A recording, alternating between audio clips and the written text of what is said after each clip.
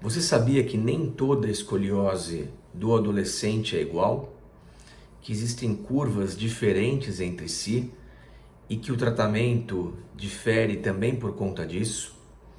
Eu sou o Dr. Alberto Gottfried, médico ortopedista, especialista em coluna vertebral, e o assunto de hoje são os tipos de curvas em pacientes com escoliose idiopática do adolescente.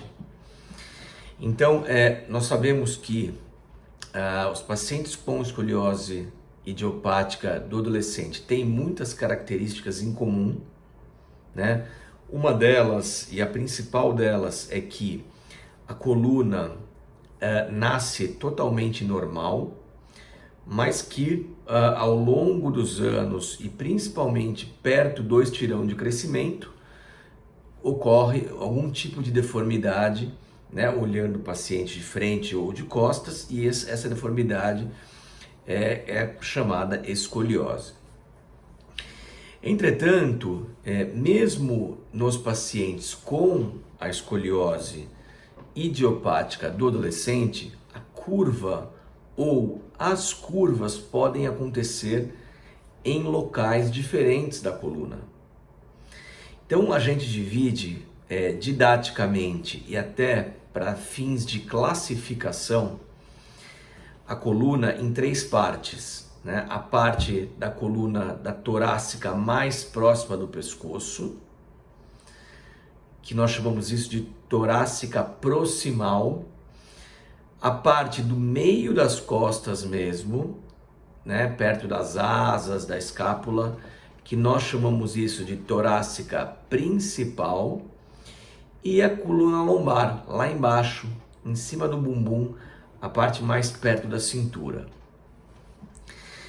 Bom, por que isso? Porque nós sabemos que as curvas podem ocorrer em uma dessas três regiões que eu mencionei, duas ou até mesmo três, né? Existem, claro, radiografias que mostram em graus onde estão as piores curvas. A gente mede isso, por isso que na consulta com o ortopedista de coluna é fundamental no acompanhamento da escoliose radiografias, e por meio dessas radiografias o médico mede o valor angular de cada curva. E com esses valores angulares somados ao exame físico no consultório, então, ou seja, a gente avalia uma série de parâmetros clínicos também, como a altura dos ombros, né? Como a proeminência da escápula para fora, como a giba torácica ou giba lombar, então inclinando o paciente para frente, nós vemos que um lado é mais saltado do que o outro. Então isso pode acontecer lá em cima, perto do pescoço, isso pode acontecer no meio da coluna, onde tem as escápulas, a asa, ou isso pode acontecer na lombar. A giba pode ter locais diferentes. E por que pode acontecer em locais diferentes? Justamente por isso, porque as curvas podem estar em locais diferentes. Então, só para citar alguns exemplos de curvas aqui mais comuns, existe a curva torácica, né? A escoliose torácica, em geral do lado direito,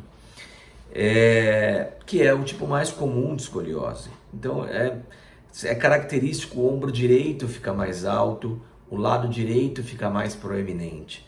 Em geral, o paciente, ou o paciente, se for um menino, né? Lembrando que é mais frequente em meninas do que em meninos, está deslocado para o lado direito. Existe também a dupla curva verdadeira, onde tem essa torácica direita, mas existe uma curva lombar também à esquerda.